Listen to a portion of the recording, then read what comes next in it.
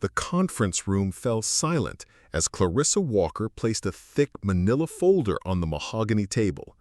23 executives stared at the junior accountant who had just walked uninvited into the most important board meeting of the year.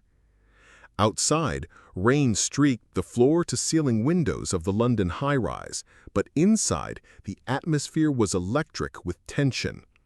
What they didn't know was that the quiet woman they'd dismissed for 3 years was about to bring down one of Europe's largest financial firms with nothing but spreadsheets, determination, and an unshakable moral compass. Before we continue, let us know where you're watching from. If you're enjoying this, don't miss out. Subscribe now for more. Clarissa Walker arrived at Pemberton Associates every morning at 6:47 a.m., exactly 13 minutes before her official start time. The marble lobby of the prestigious London financial firm was always empty at that hour, save for the security guard who'd grown accustomed to her early arrivals and would nod silently as she badged through the turnstiles. At 26, Clarissa possessed the kind of unassuming presence that made her nearly invisible in corporate settings. Standing barely 5 feet 4 inches tall, with mousy brown hair perpetually pulled back in a practical bun and wire-rimmed glasses that she constantly adjusted, she looked more like a university student than a certified accountant working for one of Europe's most influential investment banks. Her cubicle sat in the corner of the 3rd floor, tucked away in what everyone called the numbers dungeon, the unglamorous realm of junior analysts, data entry clerks, and support staff who kept the firm's financial machinery running while the real decisions were made 40 floors above in the executive suites. The view from her desk consisted of the brick wall of the adjacent building and the narrow slice of gray London sky that rarely showed sun. For 3 years, Clarissa had been assigned to what her supervisor, Margaret Thornton, euphemistically called compliance verification. In reality, this meant double-checking the work of senior analysts, reconciling discrepancies in client accounts, and ensuring that the firm's financial reports aligned with regulatory requirements. It was methodical, detailed work that required absolute accuracy and infinite patience, qualities that Clarissa possessed in abundance, but which seemed to be the only qualities anyone noticed about her. The morning routine never varied. Clarissa would settle at her desk with a cup of tea that she'd prepared in the small break room, open her computer, and begin working through the previous day's transactions. She had developed her own system of color-coded spreadsheets and cross-referencing databases that allowed her to process information far more efficiently than her colleagues. Not that anyone had asked about her methods. During team meetings, when Margaret would distribute assignments and review performance metrics, Clarissa's contributions were consistently acknowledged with polite nods and immediately forgotten. Her suggestions for improving workflow processes were met with phrases like "interesting perspective" and "we'll take that under consideration," which Clarissa had learned was corporate speak for "thank you for participating, now please return to your assigned tasks." The problem wasn't competence. Clarissa's work was flawless, her attention to detail legendary among the few colleagues who noticed such things. She had never missed a deadline, never submitted a report with errors, never failed to identify discrepancies that others had overlooked.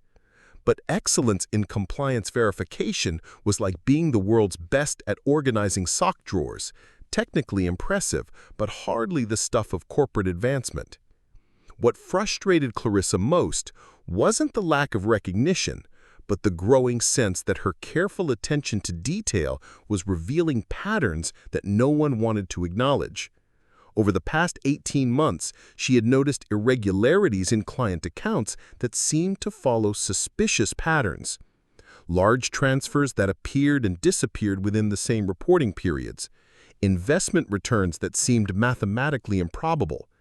Documentation that was technically correct but seemed designed to obscure rather than clarify.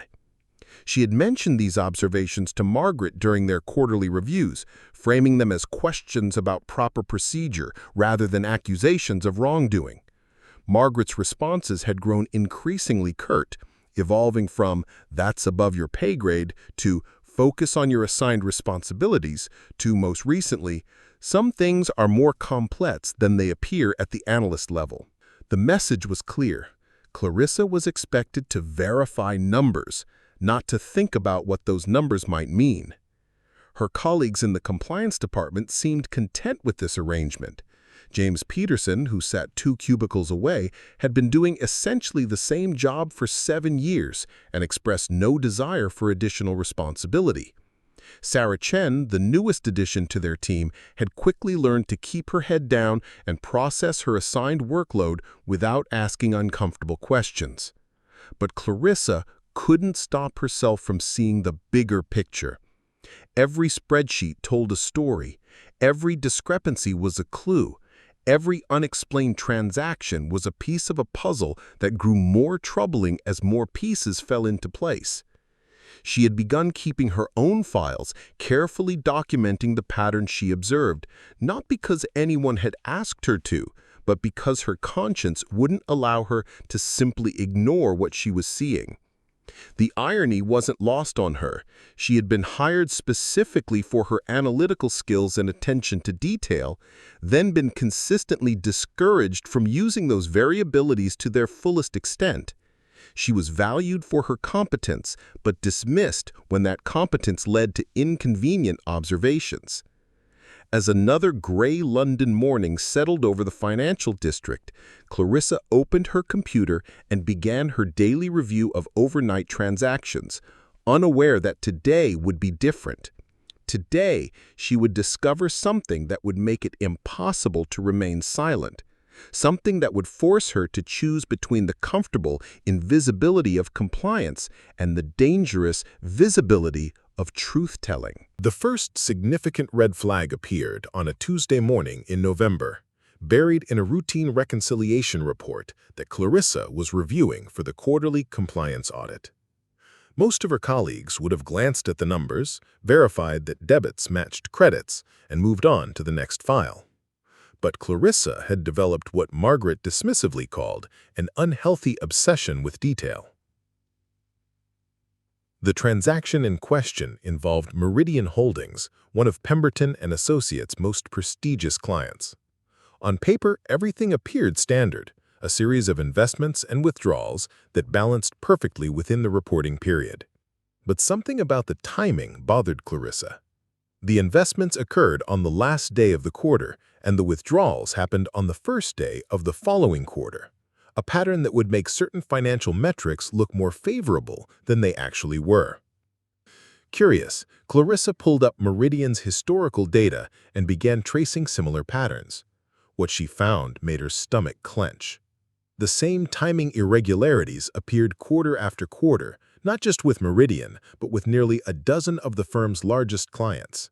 Millions of pounds were being moved in orchestrated patterns that served no apparent investment purpose but significantly improved Pemberton's reported performance. She spent her lunch break in the small cafe on the ground floor, staring at her sandwich while her mind raced through the implications. This wasn't simple accounting irregularity.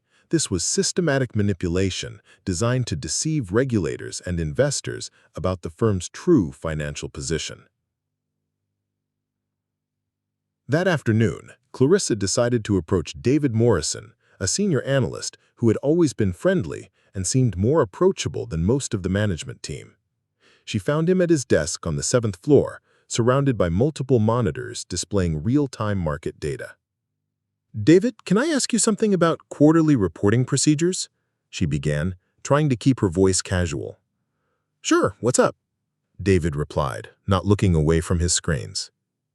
"I've noticed some patterns in the timing of client transactions around quarter end, large movements that seem to reverse shortly after. Is that normal practice?" David's fingers stopped moving across his keyboard. He turned to look at her directly, his expression shifting from casual friendliness to something more guarded. "What kind of patterns?" Clarissa described what she had observed, watching as David's face grew increasingly uncomfortable. When she finished, he was quiet for a long moment, glancing around to make sure they weren't being overheard. "Look, Clarissa, you're new to how these things work at this level. Quarter-end management is complex. There are strategies that help optimize reporting that might not be obvious to someone in compliance. My advice, focus on whether the numbers add up, not on why they move when they do." It was a gentle version of the same message she'd been receiving for months, but coming from David, it felt different. He wasn't dismissing her competence, he was warning her away from something. Over the following weeks, Clarissa began paying closer attention to office dynamics. She noticed how conversations would stop when she approached certain groups, how senior staff seemed to communicate in codes and half-finished sentences that excluded junior employees, how certain client files were handled only by specific individuals and never left unattended. Her growing awareness made her more observant of details that previously seemed insignificant. She noticed that Margaret often stayed late on nights before major client meetings, working with files that weren't part of the normal compliance review process. She observed that several senior executives had taken unusually expensive vacations in recent months, despite the firm publicly reporting concerns about market volatility. Most troubling was her discovery that several of the transaction patterns she had identified were being actively concealed through what appeared to be deliberately complex documentation. Investment vehicles with multiple layers of subsidiary companies, transfer mechanisms that split large sums into smaller amounts across different reporting periods, documentation that was technically accurate but practically incomprehensible. The breaking point came during the annual compliance training session, a mandatory meeting where external auditors reviewed regulatory requirements with all financial staff. As the presenter discussed new transparency requirements and penalties for financial manipulation, Clarissa watched the faces of her colleagues. Most looked appropriately attentive, but several senior staff exchanged glances that suggested these new regulations posed more than theoretical concerns. After the training, Clarissa returned to her desk with a decision crystallizing in her mind. She could continue processing her assigned workload, accepting that certain aspects of the firm's operations were above her pay grade, or she could do what her conscience and professional training demanded, document what she had observed, and seek appropriate guidance about how to proceed. That evening, Clarissa stayed late in the office, ostensibly catching up on routine work. But after the building emptied, she began systematically copying files and creating a comprehensive record of the irregularities she had identified. She worked with methodical precision, knowing that if her suspicions were correct, she was documenting evidence of systematic fraud at one of Europe's most respected financial institutions. As she prepared to leave the building, Clarissa realized she had crossed a line. She was no longer simply doing her job. She was conducting an investigation that could either vindicate her concerns or destroy her career. We have invested considerable effort in bringing you this story. If you find it engaging, please consider subscribing to our channel. Your support is greatly appreciated. Now, let's return to the narrative. Clarissa's unauthorized investigation didn't go unnoticed for long. 3 days after she had begun systematically documenting the financial irregularities, Margaret Thornton called her into the small conference room adjacent to the compliance department. The meeting was scheduled for 4:30 p.m., well after most staff had left for the day, a timing that immediately put Clarissa on edge. Margaret sat across from her with a personnel file spread open on the table, her expression more serious than Clarissa had ever seen it. The older woman had always been stern but professional in their interactions. Today there was something different in her demeanor, a cold formality that suggested this conversation had been carefully planned. "Clarissa, we need to discuss your recent work patterns," Margaret began, adjusting her reading glasses as she consulted the file. "Several colleagues have expressed concerns about your extracurricular activities." "I'm not sure I understand what you mean," Clarissa replied, though her stomach was already sinking. She kept her voice steady, but her hands felt clammy as she folded them in her lap. You've been accessing client files outside your assigned portfolio. You've been staying late to review historical data that isn't relevant to your current projects, and you've been asking questions about operational procedures that fall well beyond your area of responsibility. The accusations were delivered with bureaucratic precision, each one technically accurate but stripped of context. Clarissa had indeed accessed additional files, but only those necessary to understand the patterns she was observing. She had stayed late, but on her own time and with legitimate concerns about regulatory compliance. I was following up on discrepancies I noticed during routine reconciliation work. As a compliance analyst, isn't it my responsibility to ensure that our reporting meets regulatory standards? Margaret's expression didn't soften. Your responsibility is to verify the accuracy of assigned reconciliations within your designated scope. When you begin investigating matters outside that scope without authorization, it raises questions about your judgment and your understanding of professional boundaries. The conversation felt surreal. Clarissa was being criticized for doing exactly what her professional training and ethical obligations demanded. She was being told that thoroughness was a problem, that asking questions was inappropriate, that her commitment to accuracy was somehow suspect. Furthermore, Margaret continued, your recent inquiries have been disruptive to other departments. David Morrison mentioned that you approached him with concerns about quarter-end procedures. Such discussions should be channeled through proper supervisory channels, not conducted through informal conversations that could spread unsubstantiated concerns. Clarissa felt a flash of anger. Her conversation with David had been brief and professional, focused on legitimate questions about procedures she was required to understand for her work. The fact that he had reported their discussion to management suggested a level of surveillance and control that she hadn't previously recognized. I was seeking clarification about procedures relevant to my compliance work, she said, working to keep her voice even.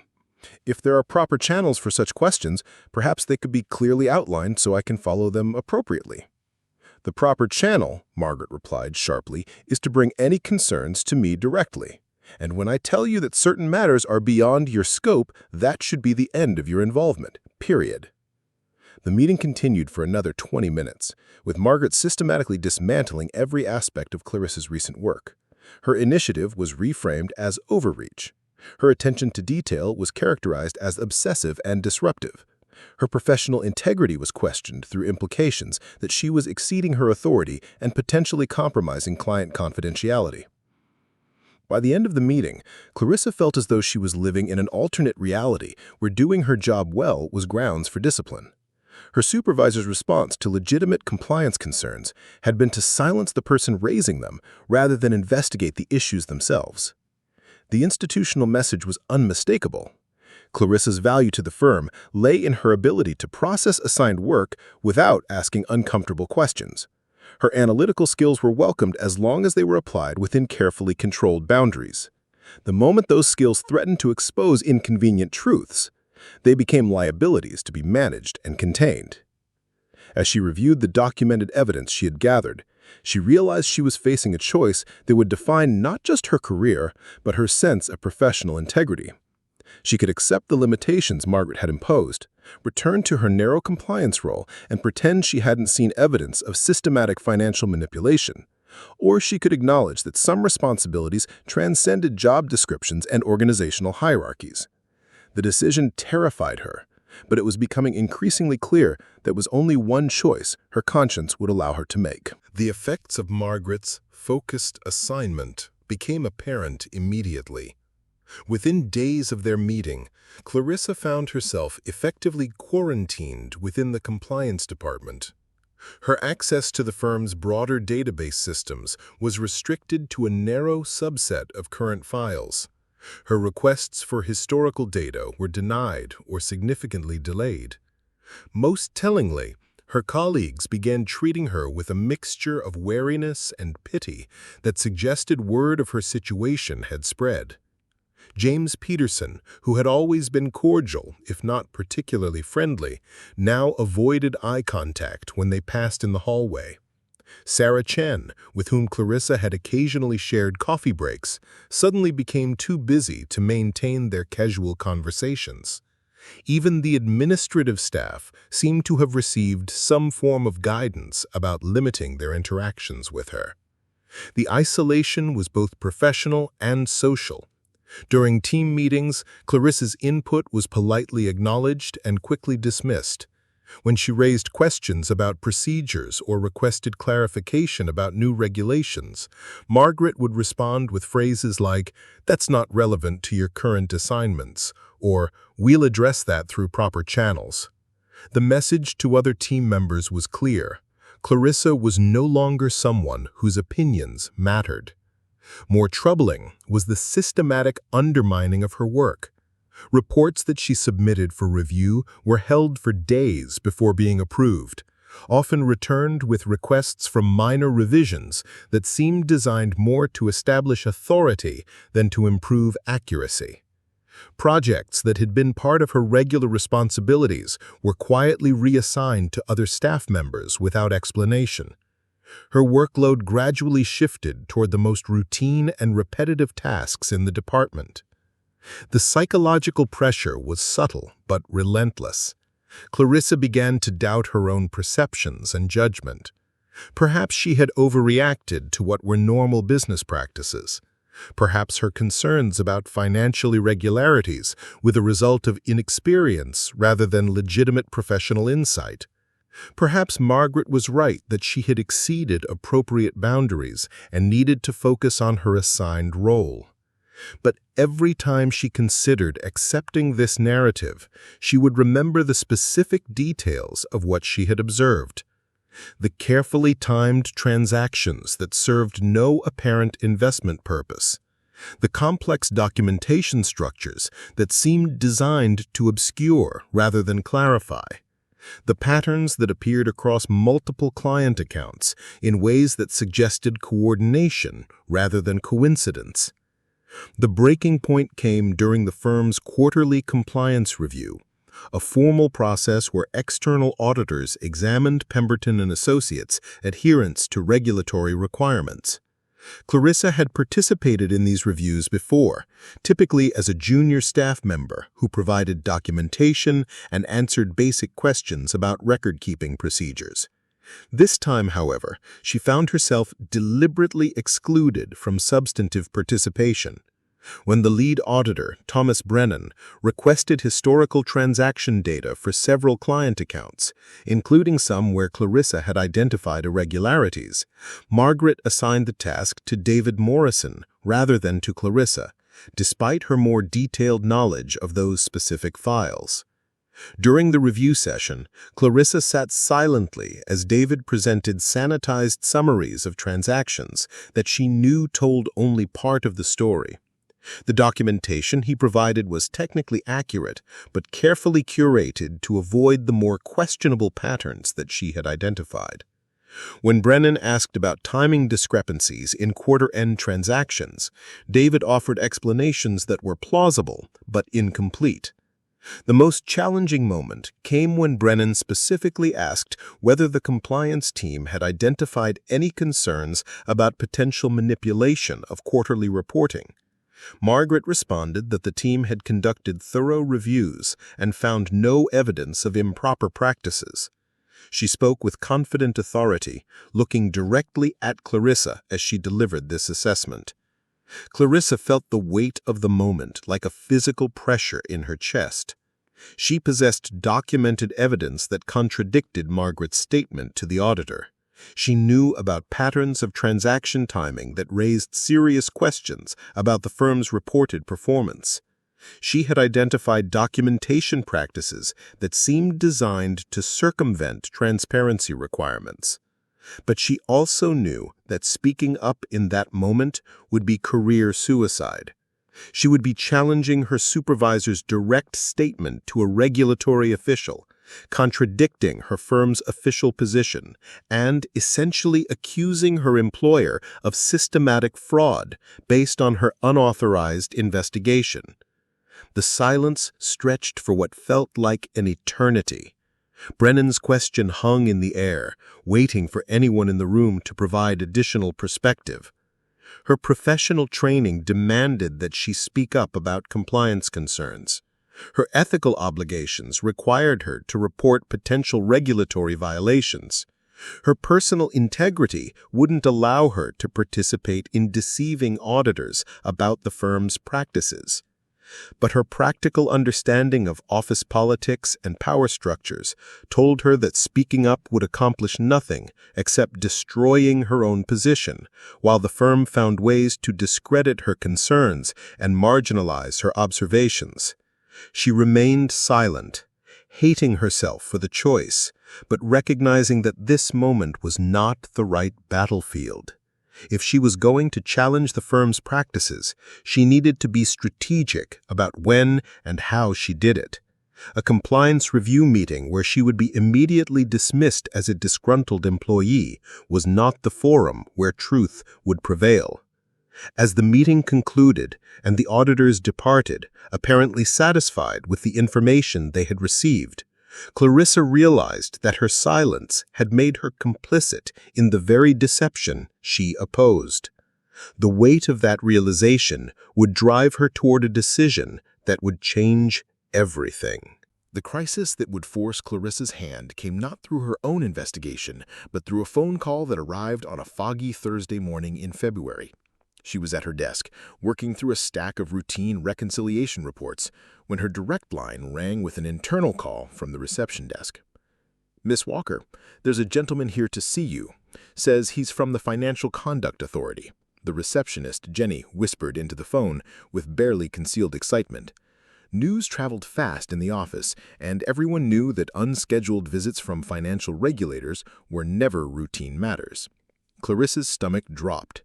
She had no scheduled meetings with regulatory officials, no ongoing matters that would require FCA involvement, and no authority to meet with investigators without management oversight.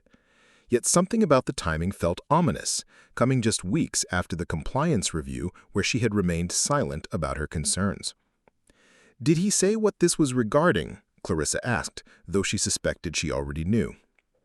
"He mentioned something about irregularities in client reporting. Should I send him up, or would you prefer to meet in one of the ground floor conference rooms?" Before Clarissa could respond, she saw Margaret Thornton approaching her desk with an expression that could have frozen the tens. Behind her walked a man in his 50s, wearing a dark suit and carrying a leather briefcase. Clearly the FCA investigator who had come calling. "Clarissa, this is Inspector William Hayes from the Financial Conduct Authority," Margaret said, her voice tight with controlled tension. "He has some questions about our compliance procedures. I'll be sitting in on this discussion, of course." Inspector Hayes extended his hand with a firm handshake and a direct gaze that suggested he was accustomed to dealing with people who had reasons to be nervous about regulatory inquiries. "Miss Walker, thank you for making time to speak with me. I understand you work in compliance verification for the firm." "That's correct," Clarissa replied, acutely aware that Margaret was watching her every expression and gesture. They settled into the small conference room where Margaret had delivered her warnings weeks earlier. Hayes opened his briefcase and withdrew a folder containing what appeared to be transaction records and correspondence. The sight of the documents made Clarissa's pulse quicken. They looked remarkably similar to the files she had been investigating before her access was restricted. "Miss Walker, we've received information suggesting irregularities in quarter-end reporting practices at Pemberton Associates," Hayes began, consulting his notes. "Specifically, concerns about the timing of large client transactions and potential manipulation of performance metrics. As someone involved in compliance verification, I'm hoping you can help me understand your normal procedures for monitoring such activities." The question was carefully phrased, but Clarissa understood the subtext. Someone had provided the FCA with information about the firm's practices, information that aligned closely with her own observations. The investigator was now seeking confirmation or additional evidence from internal sources. Margaret leaned forward slightly. "Inspector Hayes, I should clarify that Miss Walker's role is quite focused on routine reconciliation tasks. She wouldn't typically be involved in the broader analysis of transaction patterns or performance reporting." "I see," Hayes replied, making a note. but surely someone in compliance verification would notice if there were unusual patterns in the timing or structure of transactions. Clarissa's stomach tightened. This was the moment of no return.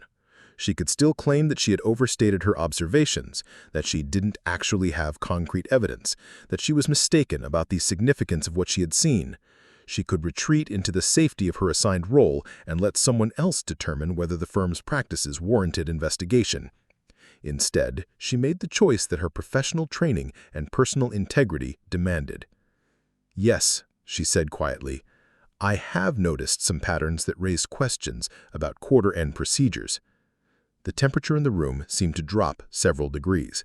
Margaret's face went rigid, and Hayes leaned forward with obvious interest.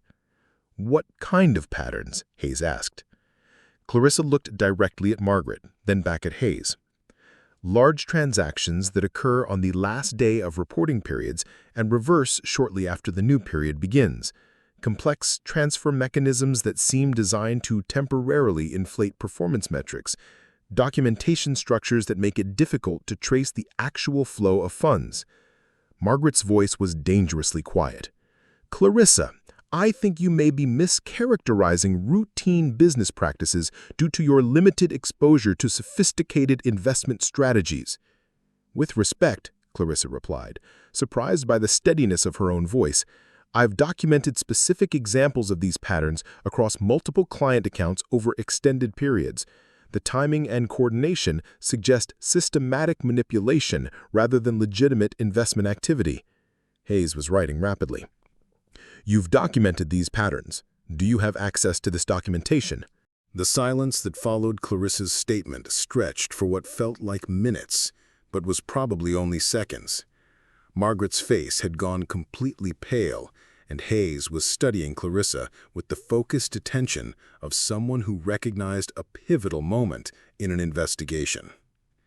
"Miss Walker," Hayes said carefully, "if you have documentation of potential regulatory violations, I would very much like to review it. However, I want to make sure you understand the implications of providing such material to a regulatory investigation." Margaret found her voice, though it came out strained and higher than usual. "Inspector Hayes, I think there may be some confusion here. Miss Walker's access to client files is quite limited, and she may be misinterpreting routine operational procedures.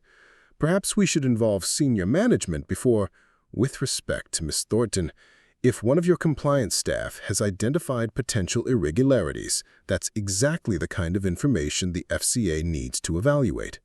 Miss Walker, are you willing to provide this documentation voluntarily, or would you prefer to have legal counsel present?" Clarissa's mouth felt dry, but her voice remained steady. "I don't need counsel to provide evidence of regulatory violations. The documentation is on my personal computer at home. I can retrieve it this evening." "Clarissa," Margaret said, her tone shifting from professional displeasure to something approaching desperation, "I strongly advise you to reconsider.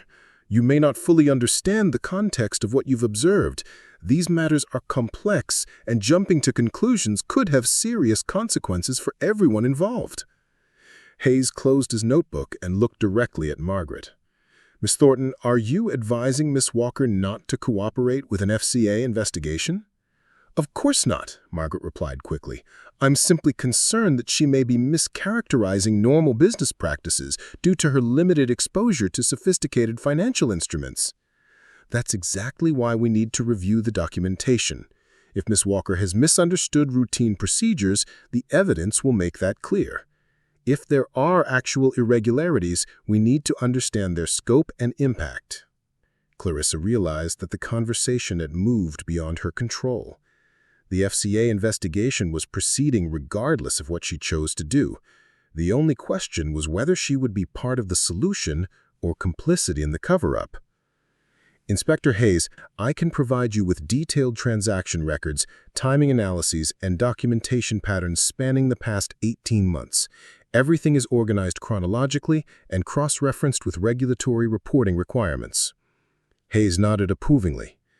"How were you able to compile such comprehensive documentation given your stated role limitations?" I conducted the analysis during my personal time, using publicly available information and files that I accessed as part of my routine compliance duties. I never exceeded my authorized access levels or obtained information through inappropriate means. This was technically true, though Clarissa knew that Margaret would argue that using routine access to compile evidence of wrongdoing exceeded her intended authority. But Hayes seemed satisfied with her explanation. Miss Walker, I'm going to ask you to compile everything you have and bring it to our offices tomorrow morning. I'll also need you to prepare a detailed statement explaining how you identified these patterns and what specific concerns they raise about regulatory compliance. As Hayes packed his briefcase and prepared to leave, Margaret made one final attempt to control the situation. Inspector, I hope you'll keep in mind that Miss Walker is a junior employee who may have misunderstood complex operational procedures. I'd be happy to have our senior staff provide context for any documentation she produces. I appreciate the offer. We'll certainly want to interview senior staff as part of our investigation, but right now I'm most interested in understanding what Miss Walker observed and why she found it concerning. After Hayes left, Clarissa and Margaret sat alone in the conference room. The older woman looked as though she had aged years in the past hour. "Do you have any idea what you've just done?" Margaret asked, her voice barely above a whisper.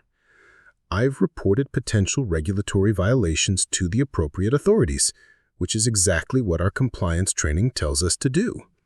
You've potentially destroyed this firm based on your incomplete understanding of legitimate business practices.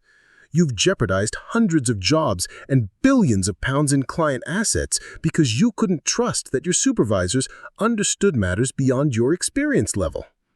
Margaret's words stung, but Clarissa had moved beyond the point where guilt and doubt could change her course. If the firm's practices are legitimate, then the investigation will confirm that. If they're not, then someone needed to speak up. And you decided that someone should be you? A junior analyst with 3 years of experience and no knowledge of high-level financial strategy? I decided that someone should be the person who had the evidence and the professional obligation to report it. Whether that person was junior or senior seemed less important than whether they were willing to do what was right. That evening, Clarissa sat in her flat organizing 18 months of carefully documented evidence that would either vindicate her concerns or destroy her career. Tomorrow, she would cross a line that would change everything. But tonight, for the first time in months, she felt like she could sleep with a clear conscience. The FCA offices in Canary Wharf felt imposing as Clarissa approached the security desk at 9 a.m. sharp, carrying a leather portfolio that contained copies of every document she had compiled over the past 18 months. She had barely slept, spending most of the night organizing her evidence into chronological order and preparing detailed explanations for each exhibit. Inspector Hayes met her in the lobby and escorted her to a sterile conference room on the 14th floor. The space was deliberately intimidating. Floor-to-ceiling windows overlooking the Thames, a massive oval table, and recording equipment that suggested every word would be preserved for potential legal proceedings. "Before we begin," Hayes said, as they settled into chairs across from each other, "I want to make sure you understand that anything you provide today becomes part of an official regulatory investigation. If criminal violations are identified, this material could be used in prosecution proceedings. Are you comfortable proceeding?" Clarissa's hands trembled slightly as she opened her portfolio, but her voice remained steady. "I understand. I believe the public interest requires that these practices be investigated regardless of personal consequences." She had organized her presentation to build a comprehensive case rather than simply dumping raw data on Hayes. Starting with an overview of normal transaction patterns, she demonstrated how quarter-end activities at Pemberton Associates deviated systematically from industry standards and regulatory expectations. This first exhibit shows typical client investment flows during the third quarter of last year, she explained, sliding a detailed spreadsheet across the table. You can see that most transactions occur consistently throughout the period, with natural variations based on market conditions and client objectives. Hayes studied the document carefully, making notes as Clarissa walked him through the data. These look like normal investment activities. What makes them concerning? The concerning patterns become apparent when you compare them to this, Clarissa replied, producing a second set of documents. These are the same client's activities during the final week of each quarter for the past 6 reporting periods. The contrast was stark. During quarter-end periods, transaction volumes increased dramatically, with massive transfers occurring in the final days of reporting periods and equally large reverse transfers happening immediately after new periods began. The timing was too precise and too consistent to be coincidental. The mathematical probability of these patterns occurring naturally is essentially zero. The coordination across multiple client accounts, the precise timing relative to reporting deadlines, and the systematic reversal of positions all suggest deliberate manipulation of quarterly performance metrics. Hayes was taking extensive notes, occasionally asking for clarification about specific technical aspects of the transactions. His questions demonstrated a sophisticated understanding of financial regulations and suggested that he recognized the significance of what Clarissa was presenting. Ms. Walker, how were you able to identify these patterns when they apparently weren't detected through normal supervisory review processes? I developed my own analytical methods using cross-referencing techniques that weren't part of standard compliance procedures. I created databases that tracked transaction timing across multiple client accounts and reporting periods. The patterns became obvious once I had sufficient data compiled. And your supervisors weren't aware of this analysis? Clarissa hesitated, knowing that her answer would reveal the extent to which she had exceeded her assigned responsibilities. They knew I was thorough in my compliance work, but they weren't aware of the specific analytical methods I was using or the broader patterns I was tracking. Hayes reviewed several more exhibits, paying particular attention to documentation that showed how the firm's reported performance metrics were artificially enhanced by the timing manipulation. Client funds were temporarily consolidated to create impressive quarter-end balances, then immediately dispersed in ways that didn't affect the next period's starting positions. The cumulative effect, Clarissa explained, is that Pemberton Associates appears to consistently outperform market benchmarks and competitor firms, when the actual long-term performance is significantly more modest. Investors and regulators are making decisions based on inflated metrics that don't reflect genuine investment results. What about the firm's external auditors? Wouldn't they identify these discrepancies during their reviews? The documentation is technically accurate. Every transaction is properly recorded and reported within the correct time periods. The manipulation involves timing rather than falsification, which makes it much harder to detect through standard audit procedures. She produced copies of the quarterly reports that had been submitted to regulators, showing how the artificially enhanced performance metrics had been used to justify higher management fees and attract additional client investments.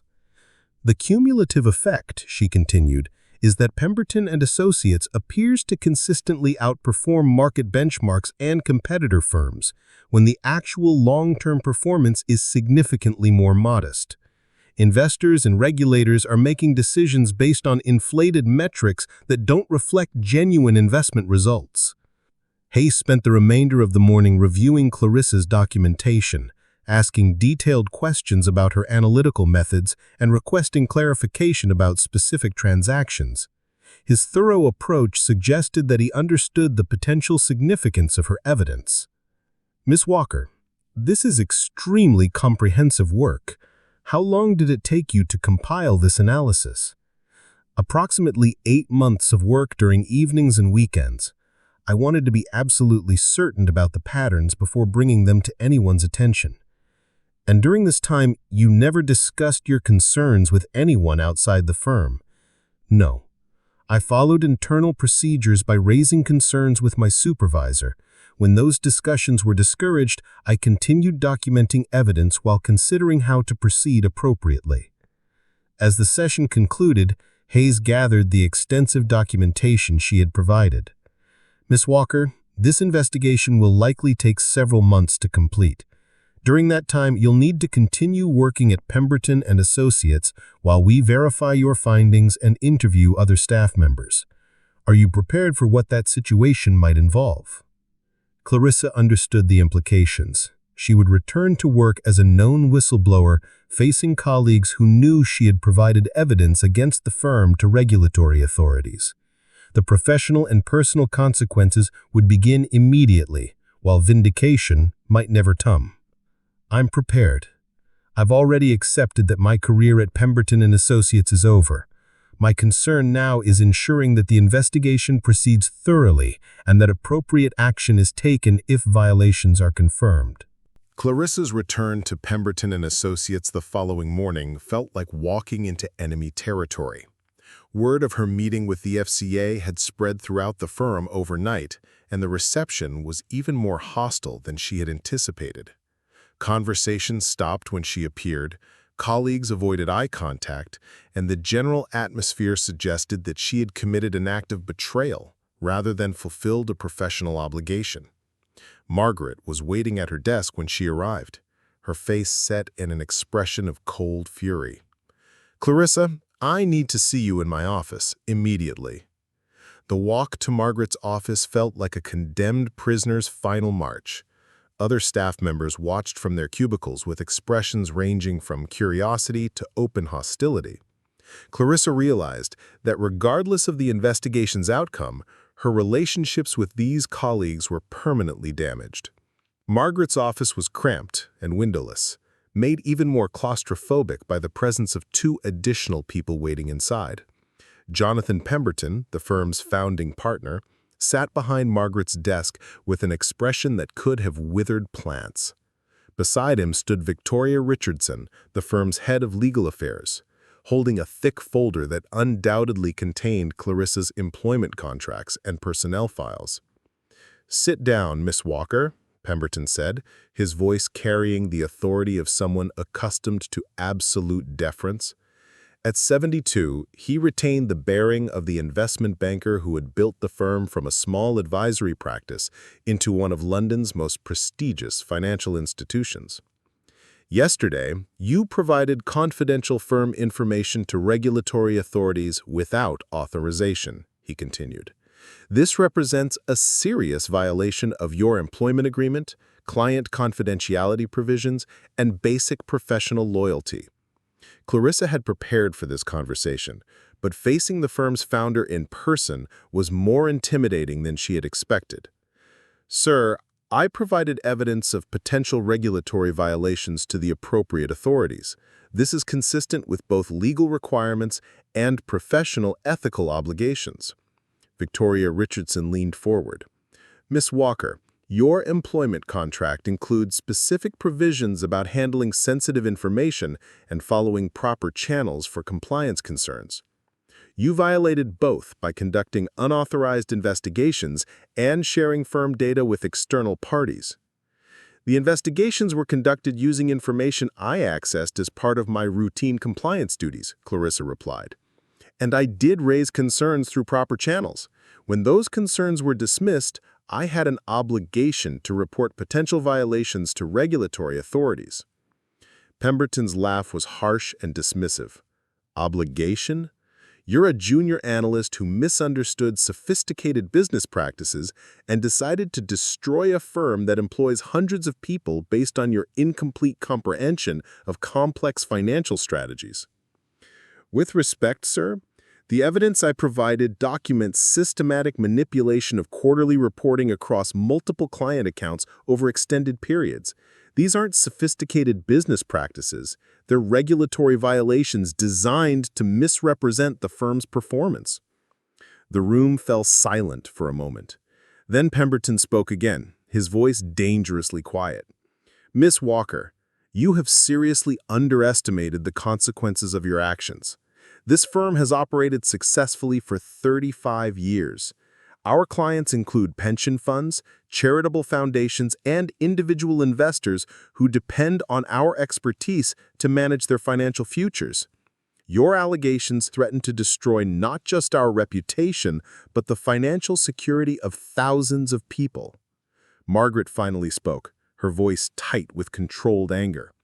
Clarissa, I tried to guide you away from this path.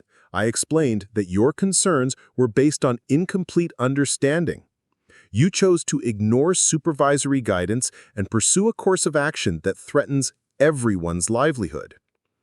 I chose to report potential fraud to regulatory authorities, Clarissa replied, her voice stronger now despite the intimidating circumstances. If the firm's practices are legitimate, the investigation will confirm that. If they're not, then clients deserve to know the truth about how their money is being managed.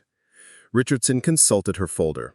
Ms. Walker, we're prepared to offer you a severance package that includes 6 months' salary and positive references for future employment. In exchange, you would agree to certain confidentiality provisions and acknowledge that your concerns about firm practices were based on misunderstandings. The offer was clearly designed to remove her from the investigation while minimizing the firm's liability. Accepting would provide financial security and a graceful exit from an impossible situation. Refusing would likely result in immediate termination and potentially expensive legal battles.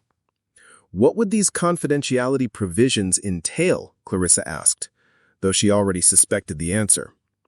You would agree not to discuss firm practices or your concerns with regulatory authorities, media representatives, or potential clients. You would also agree to clarify with the FCA that your previous statements were based on incomplete information and misunderstandings. Pemberton leaned forward. Ms. Walker, this is a generous offer that allows you to extract yourself from a situation that will only become more difficult as the investigation proceeds. Take the severance, find employment elsewhere, and move forward with your career. Everyone benefits from this resolution. Clarissa looked at the 3 faces watching her expectantly. These were powerful people offering her an escape route from the professional destruction she had invited by challenging their practices. The smart choice was obvious. Take their money, sign their agreements, and disappear quietly before the situation became worse. Instead, she thought about the pension funds and charitable foundations that Pemberton had mentioned. If her evidence was accurate, those institutions were paying inflated fees based on artificially enhanced performance metrics. Individual investors were making financial decisions based on manipulated data. Accepting the firm's offer would mean abandoning not just the investigation, but the people whose interests she had sworn to protect. I appreciate the offer, she said finally, but I can't agree to conditions that would require me to misrepresent my findings to regulatory authorities. The evidence I provided is accurate, and the investigation should proceed based on that evidence. The temperature in the room seemed to drop several degrees. Pemberton's expression shifted from paternal authority to cold hostility. Then you leave us no choice, Miss Walker. Your employment with this firm is terminated immediately. Security will escort you from the building, and any attempt to contact clients or staff members will result in legal action. As if summoned by a hidden signal, 2 security guards appeared in the doorway. Clarissa realized that her defiance had been anticipated and planned for. You're making a serious mistake, Margaret said as Clarissa stood to leave. The investigation will expose your misunderstandings, and you'll find that whistleblower status doesn't protect people who file false reports with regulatory authorities. Clarissa gathered her personal items under security supervision, acutely aware that dozens of colleagues were watching her departure. As she walked through the lobby for the final time, she wondered whether she had just committed career suicide based on evidence that might ultimately prove insufficient to justify the investigation she had triggered.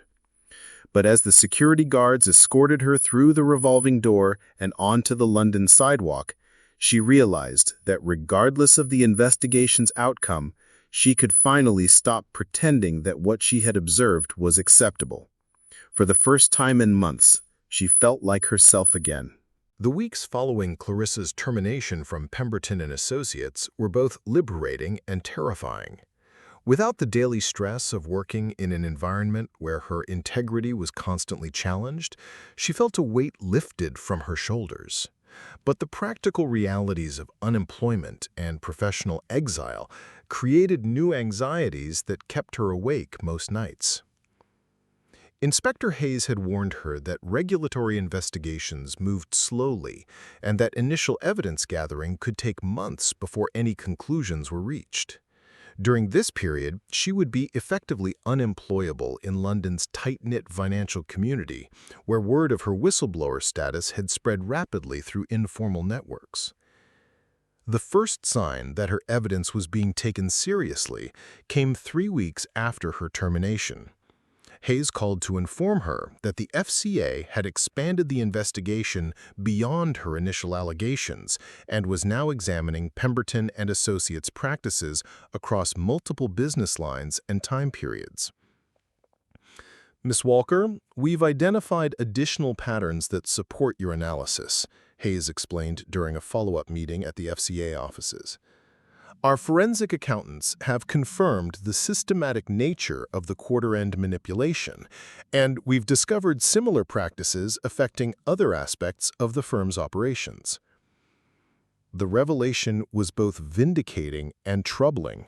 Clarissa had focused her investigation on quarterly reporting irregularities, but apparently those practices were part of a broader pattern of deceptive financial management that extended far beyond her original observations.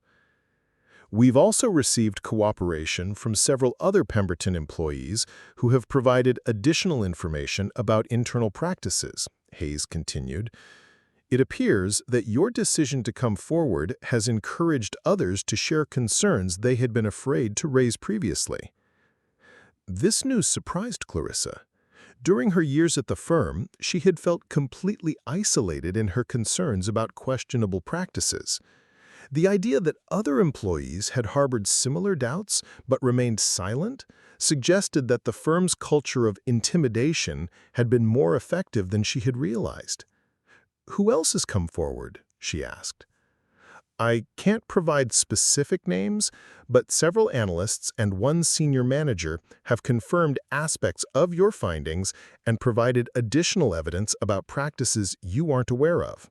Your documentation appears to represent only a portion of the firm's problematic activities."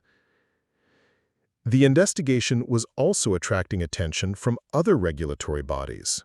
The Serious Fraud Office had opened a parallel criminal investigation, and international regulators were examining Pemberton's operations in other jurisdictions. What had begun as Clarissa's concerns about quarterly reporting had evolved into a comprehensive examination of one of Europe's most respected financial institutions. But the expanding investigation also brought increased pressure on Clarissa herself. Victoria Richardson, Pemberton's legal counsel, had contacted her repeatedly attempting to schedule meetings where the firm could clarify misunderstandings about her evidence. These requests were accompanied by subtle threats about potential legal action if her allegations proved unfounded. More troubling were the personal attacks on her credibility that began appearing in financial industry publications. Anonymous sources described her as a disgruntled employee who had exceeded her authority and misinterpreted routine business practices. Articles questioned her qualifications to analyze sophisticated financial instruments and suggested that her allegations were motivated by personal grievances rather than legitimate concerns. The character assassination was systematic and professional, clearly orchestrated by people who understood how to destroy someone in the financial industry.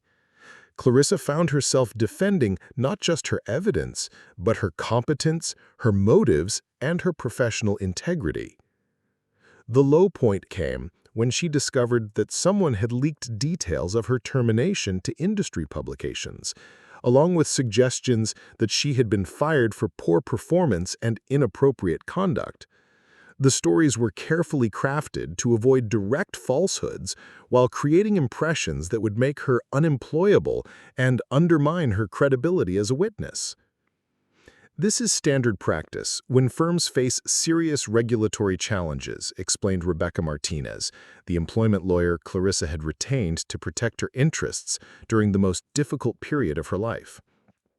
Rebecca had been recommended by a legal aid organization that specialized in representing whistleblowers, and her experience with similar cases provided both practical guidance and emotional support during the most difficult period of Clarissa's life. The important thing to remember, Rebecca continued, is that your evidence stands on its own merits. The FCA's forensic analysis will either confirm or refute your findings, regardless of what Pemberton's lawyers say about your character or motives. Indeed, the investigation seemed to be proceeding despite the attacks on Clarissa's reputation. Hayes informed her that the FCA had obtained warrant authorization to examine Pemberton's computer systems and internal communications, suggesting that regulators believed they had sufficient evidence to justify intrusive investigative measures. "We've also frozen certain client accounts pending further investigation," Hayes explained during another meeting. "The manipulation you identified appears to have affected the calculation of management fees and performance bonuses, which means clients may have been overcharged by millions of pounds over the past several years."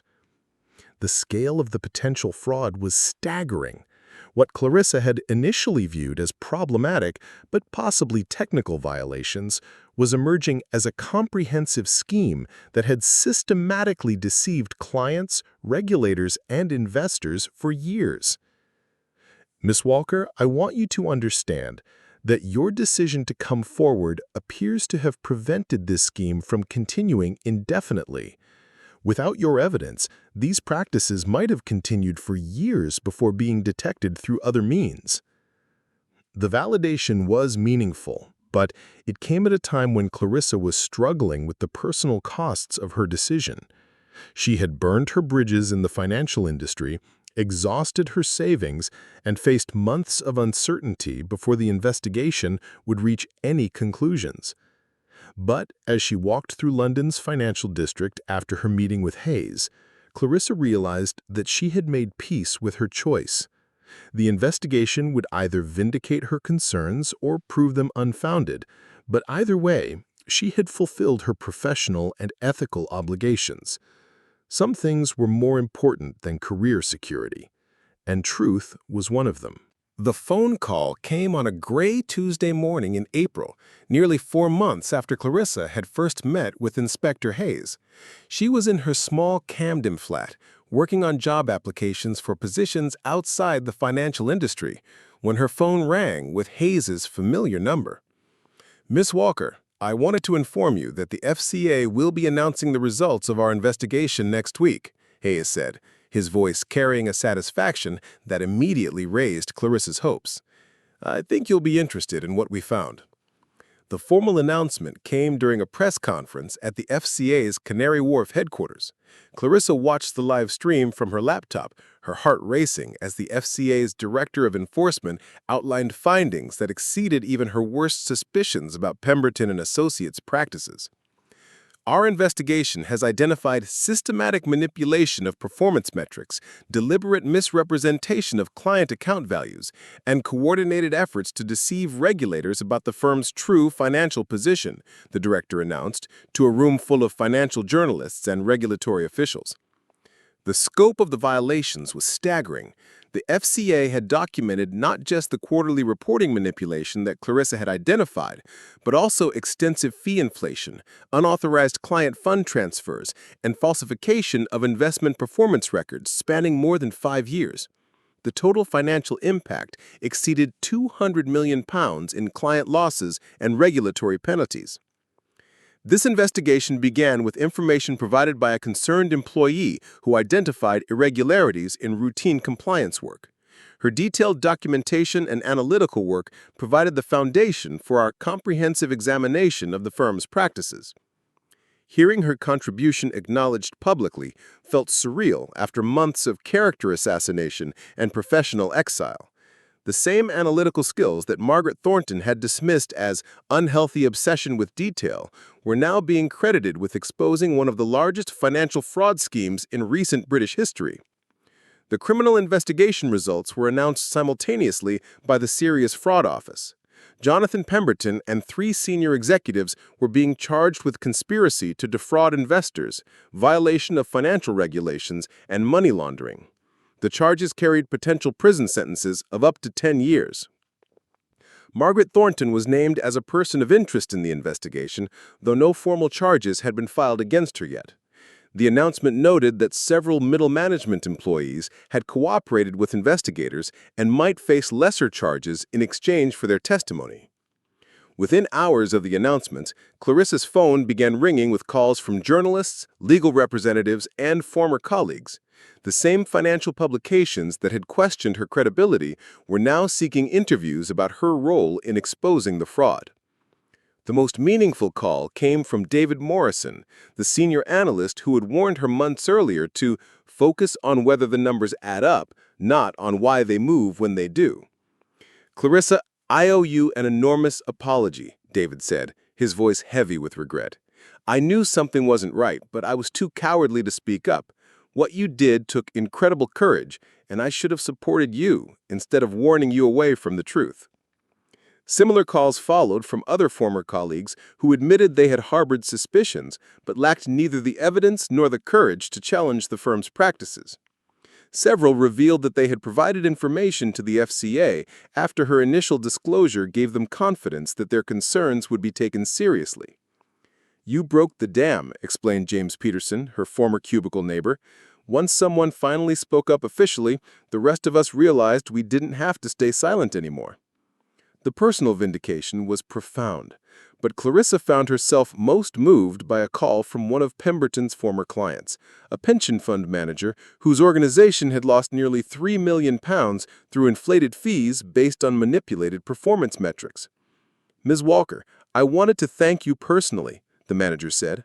"Those funds represent retirement security for thousands of working people.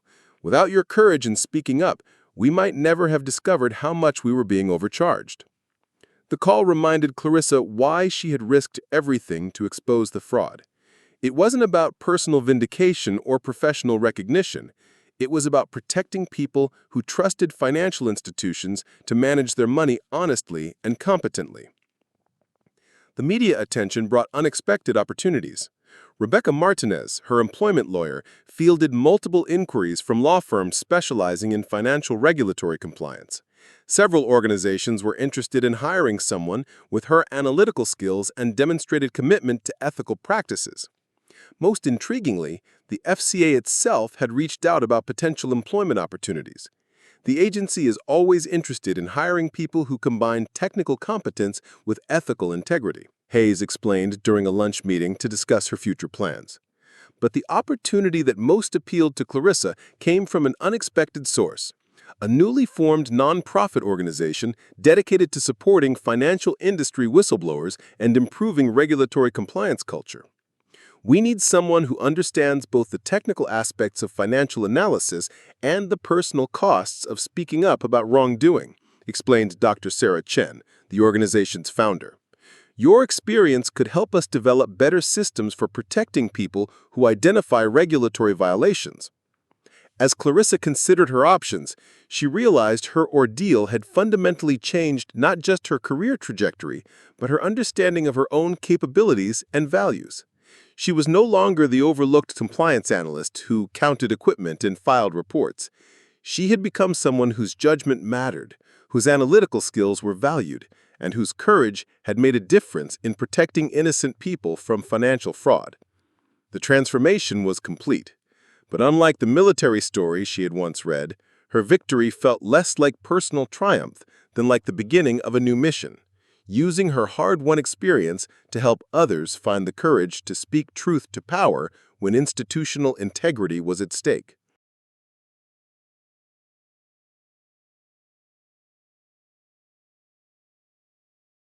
2 years after that gray Tuesday morning when Inspector Hayes had first called with the investigation results, Clarissa stood before the largest gathering of compliance professionals in European financial history. The International Conference on Financial Ethics had drawn over 2,000 attendees from across the globe, and she had been invited to deliver the keynote address on transforming compliance culture through courage and integrity.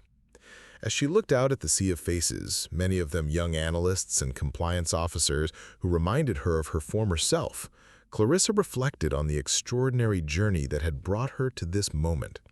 She was no longer the overlooked junior employee who had counted transactions in a corner cubicle. She had become a respected voice in the global conversation about financial ethics and institutional accountability. 3 years ago, I was exactly where many of you are today, she began, her voice carrying clearly through the conference center's main auditorium.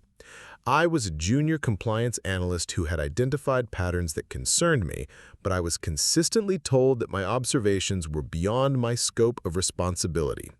I was encouraged to focus on my assigned tasks and trust that more senior colleagues understood complexities I couldn't grasp. The audience listened with rapt attention. Many had heard her story before, but hearing it directly from her carried emotional weight that secondary accounts couldn't convey. The most important lesson I learned is that professional responsibility can't be limited by job descriptions or organizational hierarchies.